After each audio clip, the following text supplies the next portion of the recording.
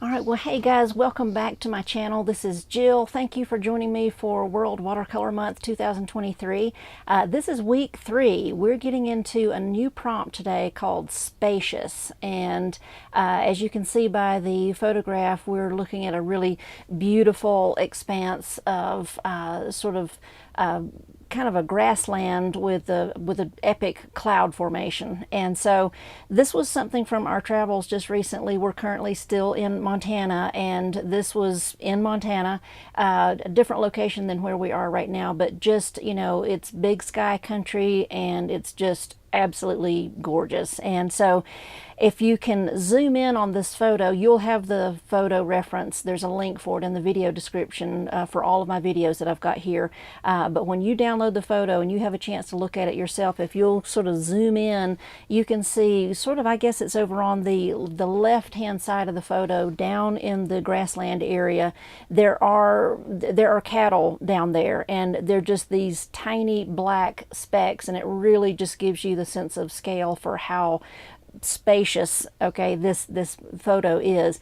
And so I want to just kind of practice on this. We all, especially as landscape painters, we might sometimes struggle with clouds and you know, and their formations and trying to get them soft and all of that good stuff. So I'm going to give you some tips today on, you know, really trying to tackle these big cloud shapes that I think are that's going to give you some skills to take into your other paintings, and you're going to have fun with it. Okay, so again, look down in the video description. You can see the link for the reference photo, and I've also prepared a sketch for you if you feel like you need that. That's available in the description as well. And along with me, there are lots of other artists that are painting this month. Click the link down in the video section for that so that you can see what everybody's doing. And if you're wanting to get a link directly for my video that I'm putting up every week this month, definitely click that link. You can sign up for that and get those links sent directly to your inbox. Okay, all right, so let's get started. I want us to just kind of look at the photo just by itself for a second. Let's talk about it and develop a little bit of strategy here. All right, so when I'm looking right at the photo, you know, I've got this massive, there's basically 3 different simplistic shapes. Okay, we have the horizon line and with a big green mass below, the sky with its various blues, and then the big white cloud. Okay, so when we're looking at this, you know, I just want to break down into real simple terms, you know, and especially if you're using the sketch, it's kind of laid out there for you. But I want to keep this soft and loose and really keep that cloud, you know, keep the scale. You know, that's the one of the big things, the challenges that we face when we're trying to paint a spacious area is scale. We want to make sure that we're conveying to the viewer that it is a very large space. Now, I'm going to add a few minor details in the painting as we go, you know, to help us sort of make sure that we understand this sense of scale. The prairie, or it's not really prairie, but the grassland that's there, there's sort of some rolling hills, and we can see there's a couple of little cows in there, but I'm going to focus on some landscape elements. I'm going to add a few little trees and also some distant hills that kind of sort of feed this idea of spaciousness. Okay, trying to keep that scale in place. Okay, all right, so let's get over to our work area and let's get started. All right, so starting here with my sketch, I want to make sure that I am working very loose, and I want to start with my sky. So I'm using my number 12 round brush, and I'm just going to put some water into the sky area to begin with. If you notice, you know, there's a couple of different ways to paint clouds, but this cloud is kind of the star of the show, and I want to make sure that I keep that really sharp, crisp edge on the top of my cloud. You know, these big, there is a little bit of rain sort of falling out of the bottom of this this cloud, and I don't know the meteorological term for it, but they always have these really tall heads on them, you know, and they're usually, especially this one, you know, it's very crisp right on its edge, right against the sky. So sometimes I will actually start by adding water into my cloud shape but because I want to keep the top of this cloud nice and crisp, I'm just going to wet my sky area. And you can see the moisture where I've just gone around, just around the top of the cloud, just for starters.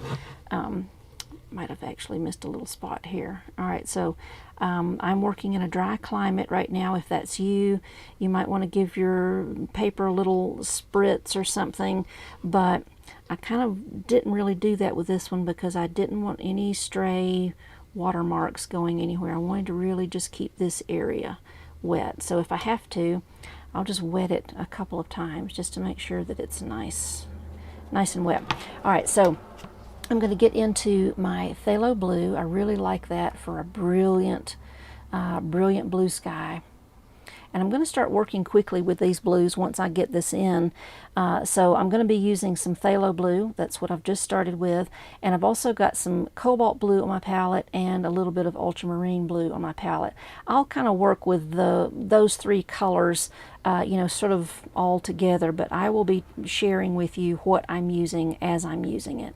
So I'm just dropping in the phthalo blue right here at the top into this wet area, and because it's nice and wet, I'm not overly concerned. I'm going to kind of tilt my board to encourage it to move and go into the spaces where I've got it nice and wet.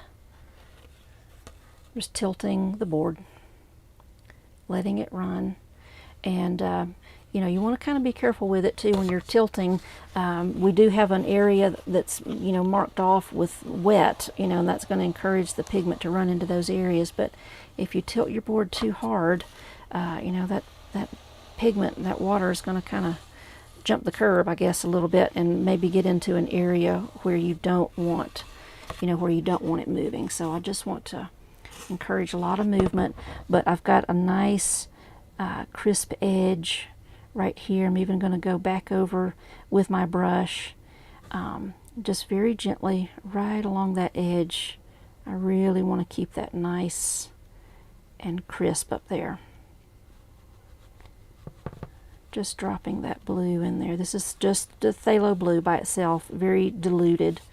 Okay, so we've got a nice hard edge on the top of that cloud. All right, so now I can kind of start to play a little bit and move a little bit more color around. And I'm going to clear up my brush. And then I'm going to get back into the painting. And I'm actually going to start putting some, let me scoot this down. I'm actually going to start putting some water in the cloud area itself, okay? So these are some of the areas that I really want to keep soft. And I'm not allowing this wet area to make contact with this top area that I've gotten wet. I don't want to mix those things up so much right now. So just dropping in some water in my cloud area. See, I'm making sure to keep away from all of that blue. Now, if you notice, the cloud has got some sunlight reflecting off of it because the sun is setting opposite this cloud. I'm going to get into some orange. This is a permanent orange from Daniel Smith that I have. And I'm going to get that out, and also a little bit of my opera pink. The two of these together sort of make this really brilliant sort of peachy tone, and that's kind of what I'm seeing over here in my cloud. So I want to just come into my cloud and kind of lay that peachy sort of tone in there where I'm seeing it. And I don't want to overwork. Notice I'm being careful to study my photo for just a second and know that I need a little bit here, a little bit here, and there's a little bits of it kind of floating around over there. Okay, and then I back off. I don't start smudging and fiddling and all of that kind of stuff. I want to, you know, just keep everything really nice and soft. All right, so now with this blue, I want to get back into my blue mixture. I'm going to drop down to a little bit smaller brush so that I can control how much pigment and water I'm putting down on the page. I'm using a little 1/4-inch dagger by Trekell, and I'm using this sort of in place of like a number 6 round. I kind of have adopted it as my new sort of smaller round brush, but I'm putting a little bit of cobalt into this blue mixture and a little bit of the ultramarine to deepen the blue just a little bit. And then while this is sort of sitting here like this, I want to kind of come into the cloud and start adding some of these sort of bluish clouds that are kind of floating around out there, you know, just sort of out there. They're those little wispy bits that we kind of see. And there's actually a little bit of the edge of this cloud that kind of takes on that blue color itself. I'm going to kind of get that in there, keeping things really soft.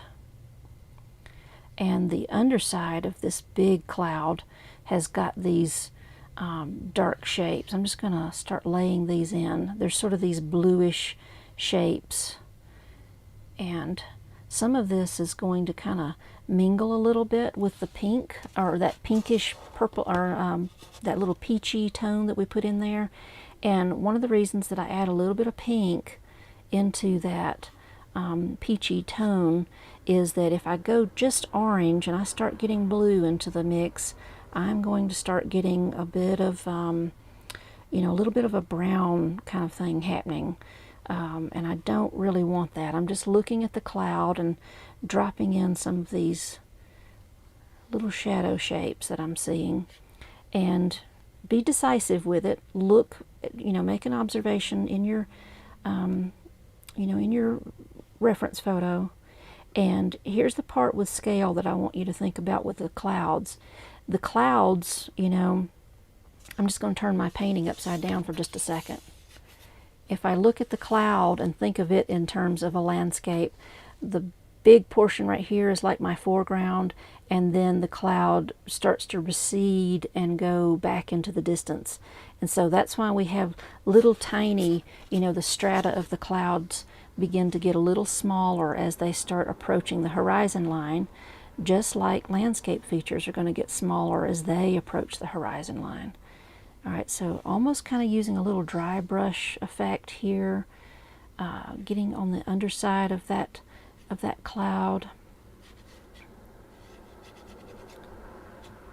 Lots of blue shapes out here. I'm kind of hitting these darker ones.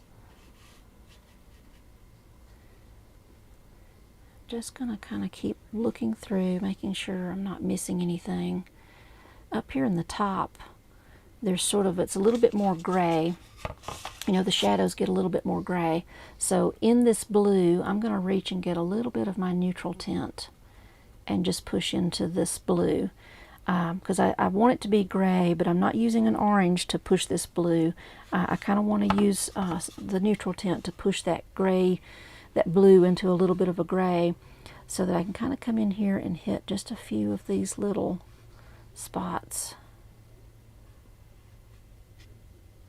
And then there's some areas that are really light gray.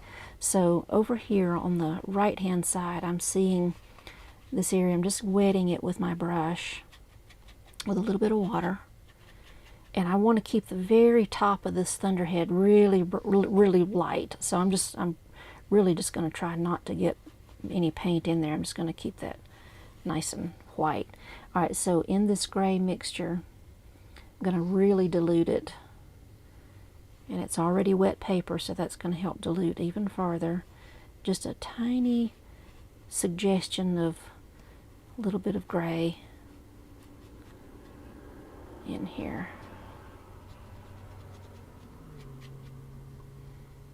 A few little spots of it here and there.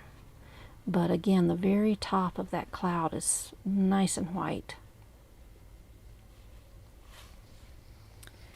Alright, so I don't want to overdo it. I'm just going to kind of let that be. I'm going to get back into my number 12 round again. I want to get a little bit of the phthalo blue mixture again. I want to just kind of come in over these darker blues that I put in earlier, because there's still a little bit of light blue sky just barely hanging in there right under all of that.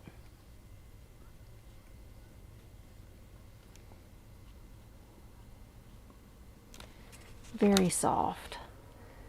And so we've been able to just kind of get this cloud in here, and just being careful with the values, being careful with the brushwork not to overwork, because that's when we start having problems, especially with clouds. We want to keep them soft. And when you put some color in, I've got a little area of shadow over here that I want to build up. Be patient with it and wait. Give the pigment time to move. Give it time to swell around and move. I noticed I just kind of put a couple of drops, and then I waited. I don't want to overdo it, and I just want to give it a chance to move around, do what it's going to do.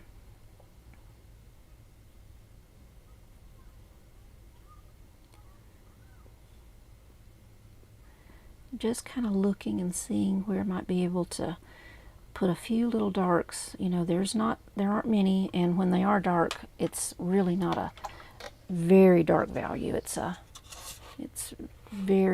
still very light. All right, so this is just a brush with a little bit of water. Just kind of barely suggesting some more little shadows right up in the top of that cloud, but keeping that pink or that little peachy tone. I really don't want to disturb that at all. There's a little bit of that peach still on here, and if your cloud is still sort of wet, you can kind of come in here and just do a few little drops of it and let that move around. I'm not putting the pink or the little peach and the blue right on top of each other. I'm kind of letting them have some space.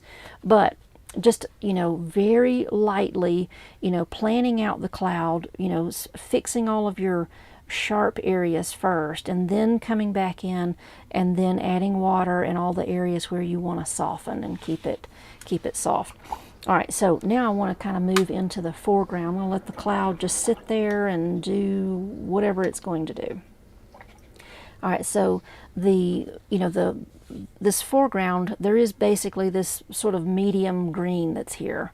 And I want to kind of mix it up a little bit, to add a little bit of variation. If you look closely, you can see that there's sort of a general darkish green stripe that goes here, and then maybe a little bit darker near the horizon line. Those things are in there, and that's fine. But I want to maybe, I don't know, sort of exaggerate that a little bit. I'm going to get into some rare green, or excuse me, this is my green gold. And I'm just mixing it in with that peach that was here.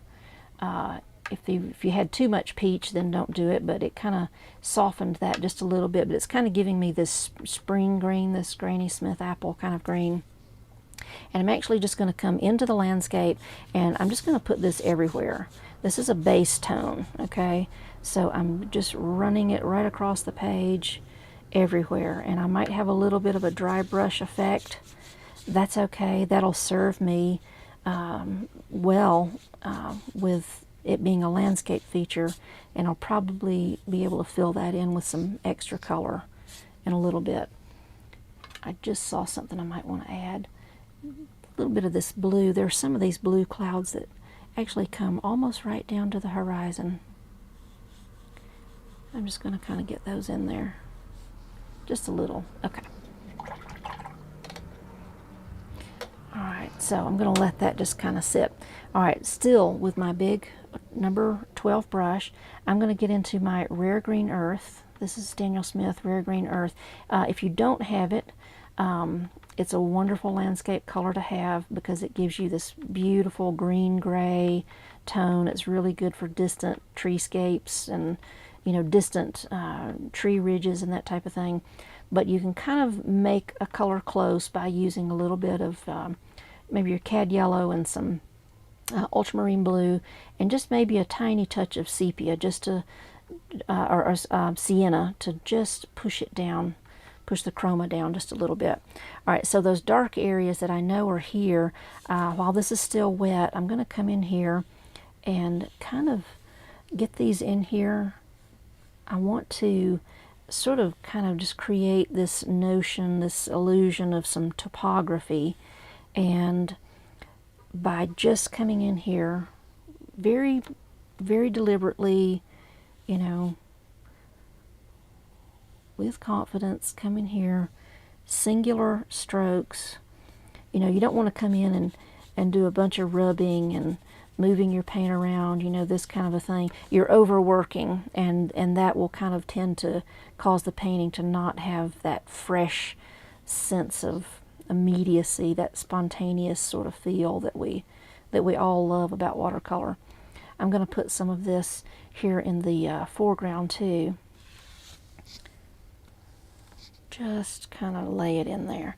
All right, with my little brush, my smaller dagger brush here, I've actually just wiped it so that it's dry.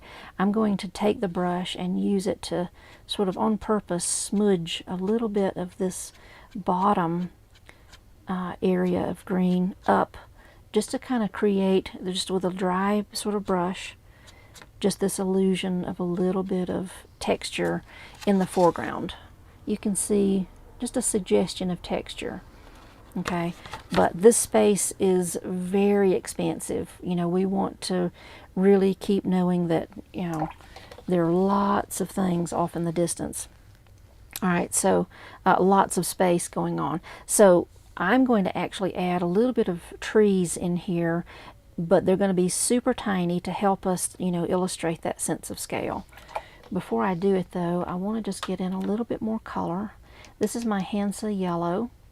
I've sort of started using, my members know this, but I've started using Hansa yellow medium on my palette in place of my cad yellow. And the reason that I've done that is that the cad yellow's got a little bit more, it's more semi-opaque, has a little bit more opacity. And the Hansa just gives me much more transparency, so I feel a little bit freer to kind of layer it in over some things. And if I need some cad yellow, I'll still get into it from time to time, but I really like the transparent effect of the Hansa. All right, so let me zoom in just so you can see the work that I'm doing here. Let me get this by itself and try to zoom in. You can see the cloud is just looking soft and very floaty up there, which is exactly what we want. In the photo, the distant, you know, hill line, you know, the horizon line, it's pretty dark. It's kind of medium. I want to keep mine a little bit more light, a little bit more pale. I'm just kind of going over that horizon line with sort of this yellow mixture. I want it to be a little bit lighter, which is going to help it look like it's receding more into the background.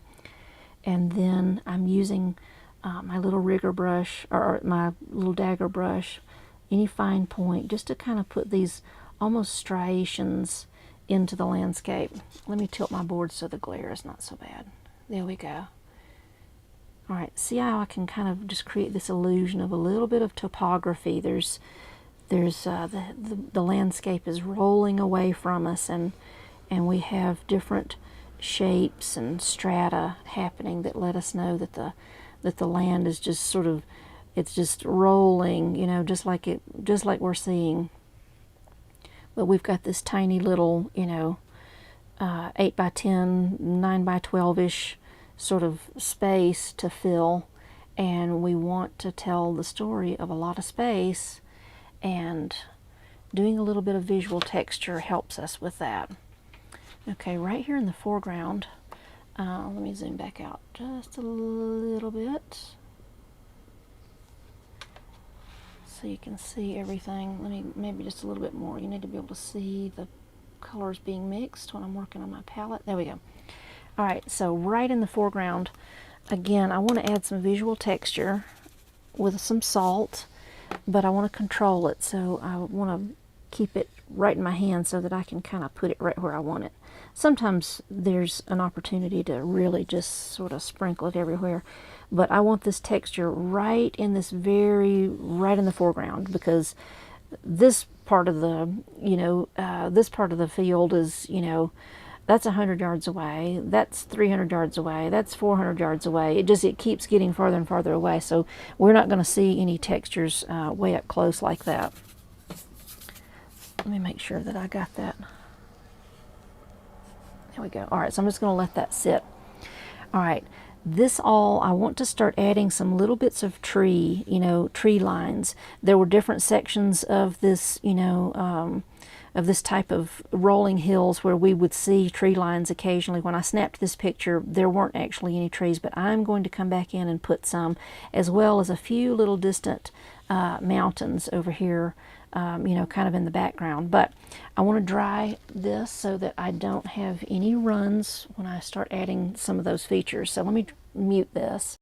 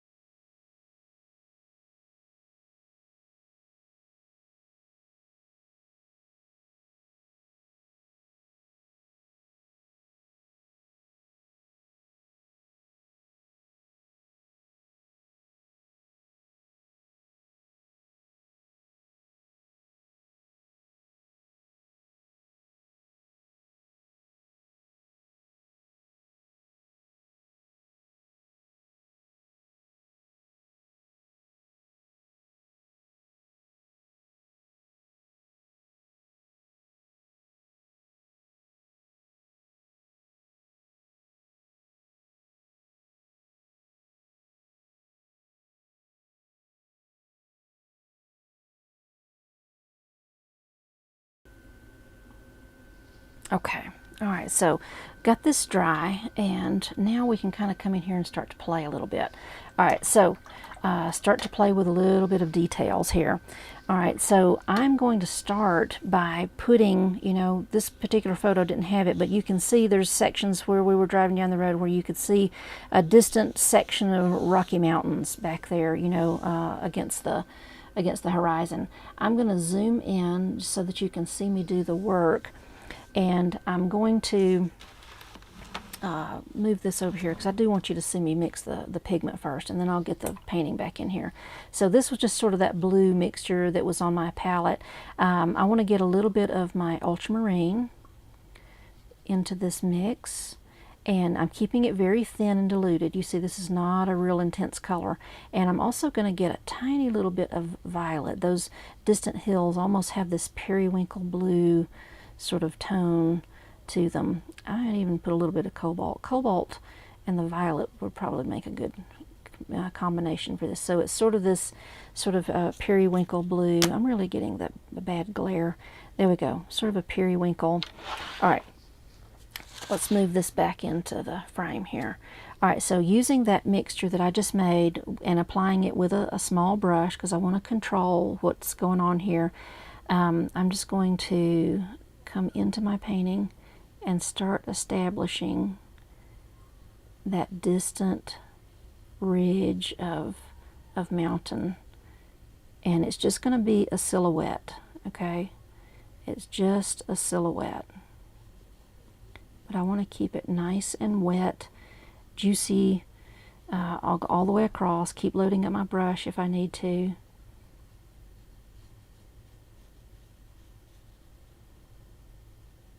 And I'm just kind of going by memory here. I don't, if you feel like you need to get a photo of a little ridge of mountains off in the distance so that you can feel more confident with that silhouette, definitely do that.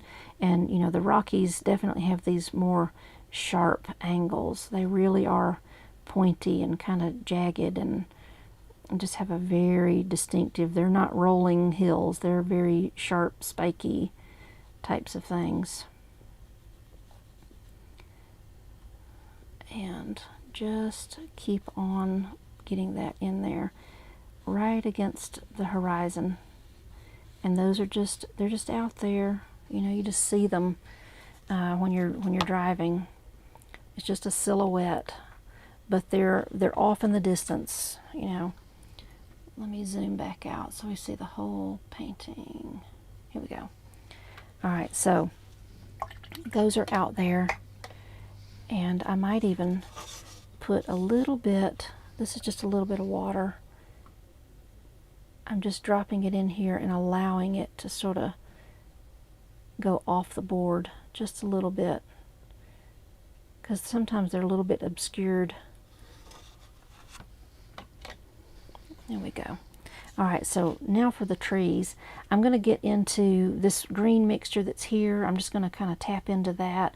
I'm going to get into my rare green earth a little bit more. It's that nice gray-green sort of color. And I'm going to use it to start creating some trees. I'm going to put a little bit of ultramarine blue to push that value even darker.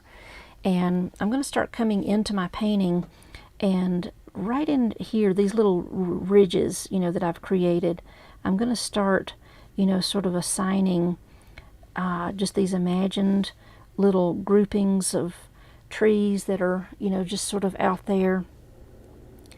They just kind of dot the landscape, and we just kind of see them here and there, but there are trees that are just living along that little ridge. And see how the scale already shifts. If these are, a ridge, a row of, 30-foot trees, we just begin to really start to see the sense of scale just by adding those tiny, tiny little details.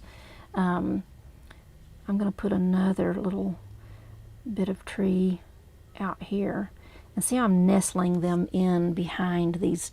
This is like a little hill that has crested over, and I can see some treetops. Another distant hill that has crested over, and I'm seeing just a few little treetops. And this comes from just spending time outside and just gathering mentally these details, making observations. And notice that as I get farther toward the horizon line, my little trees that were kind of, they were this size here, but then they get a little bit smaller, and then ultimately they get super tiny. And then even back here, it may just be actually just a little line of green where we can't even quite tell what that is, but it really gave us a nice sense of scale. I'm going to use my paper towel to just kind of mop up a little bit on that edge, and I think I might actually press my paper towel onto the mountain over here. I got a little bit of a line when I did that, and that was because I overworked that area. I'm going to try to rescue this area a little bit. And if you get a little hard line like this, I've just got a very damp brush, and I'm just coming in to just sort of scrub it. Just a little line. A little rescue technique.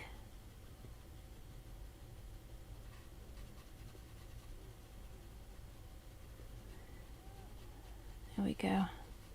Same thing, the little hard line is against the right against the horizon too.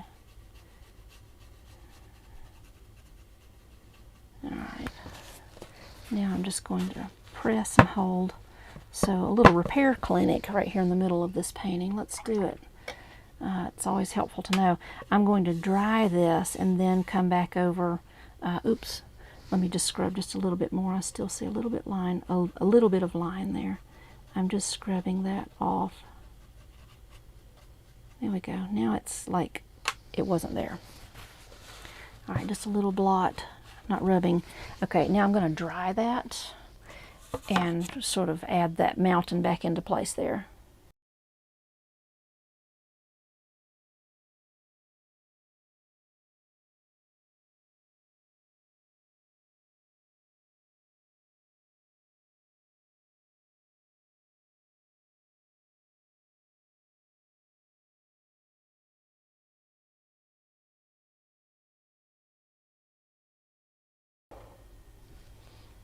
Okay, so we're having a bonus lesson here. So a little bit of repair clinic, and this is just a little bit of. Let me zoom out so you can see what I'm doing on my palette here.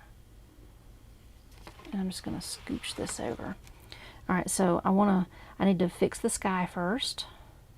So this is just a little bit of light blue to just kind of get the sky back in place where I had removed that part, that same color of blue, and then I need to dry that.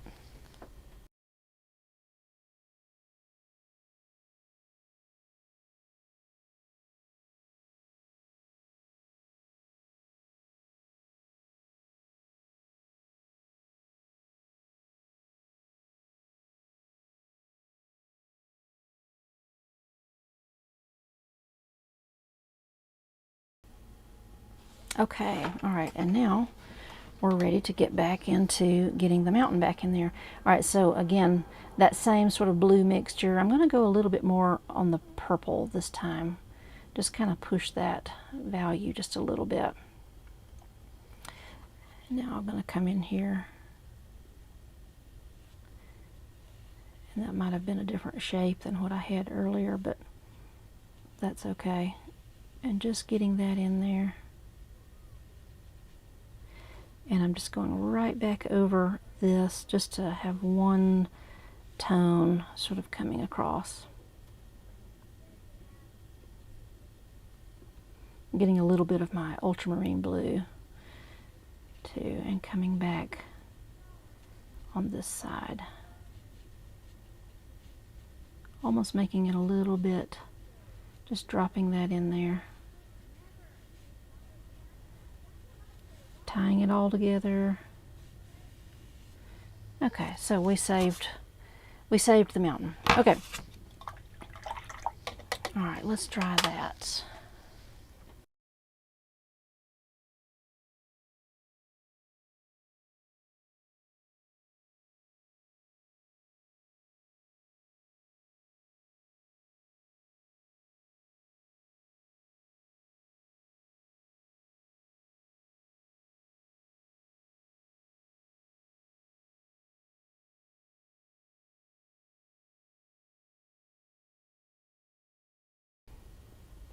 All right, I want to look at my cloud one more time and just see if there might be a few extra, the cloud has got these really nice, just sort of dark undertones, on the underside, because that sun is overhead and really, sort of casting a shadow on the underside.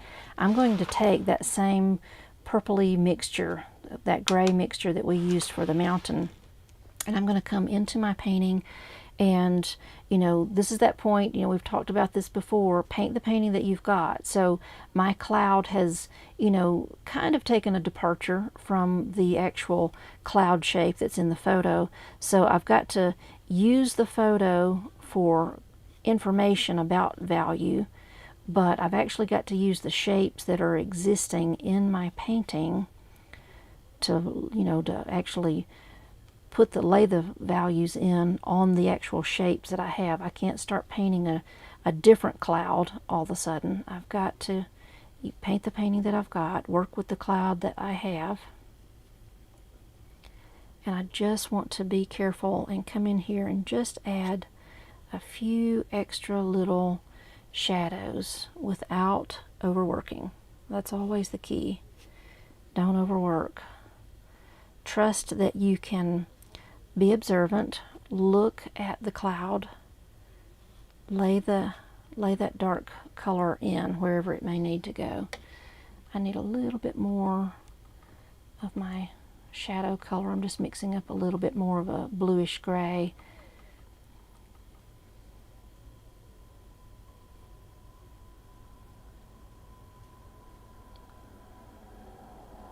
I used a little bit of cobalt and a little bit of my neutral tint. Just want to lay it in there. Alright, so just with a little bit of a damp brush, I'm just hitting the tops of those little marks just to soften the tops. The undersides, I like them being dark and kind of heavy.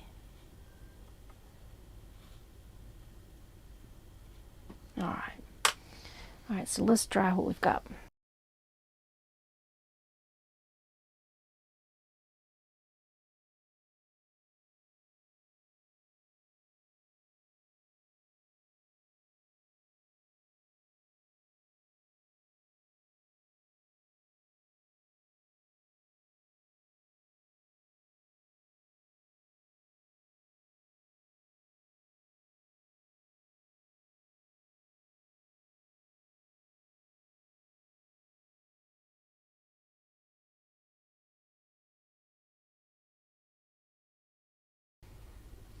Okay, so I'm going to take just a little bit of liberty here to make a little bit darker foreground. You know, I want to pull that foreground forward. So I'm getting into just some of my greens here. I just want to make a dark sort of olive-ish green. I'm using my rare green earth, a little bit more of the ultramarine blue to just really kind of push that green a little bit farther. And right in the foreground, I want to just kind of come in here and add a little bit of darker green right here in the foreground, and then still use that same technique that I used earlier, where I just take a smaller brush that's dry and just sort of swish up through that wet pigment to kind of encourage just a little bit of movement, as if little grasses are there.